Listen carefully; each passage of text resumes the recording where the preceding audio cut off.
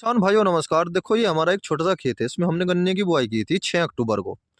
और फिर 15 नवंबर के बाद मैंने इसमें सरसों बो दी थी, पेड़ी सरसों। किसान भाइयों देखो गन्ना भी कितना अच्छा हो रहा, बहुत ही अच्छा गन्ना हो रहा। और सरसों का तो क्या कहने, बड़ा गजब सारा खेत भरा पड़ा।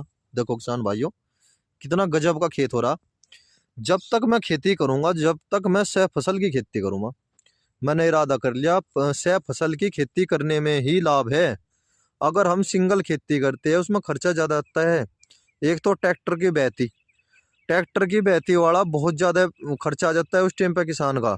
2 बार तो रूटरी निकलवाओ, फिर उसमें टिलर निकाल लो। 1,000 रुपये एक बीघे में खर्च आ जाते हैं। अगर हम 6 फसल खेती लेते हैं तो केवल एक बार खर्चा होता है और 2 फसल का उत्पादन होता है।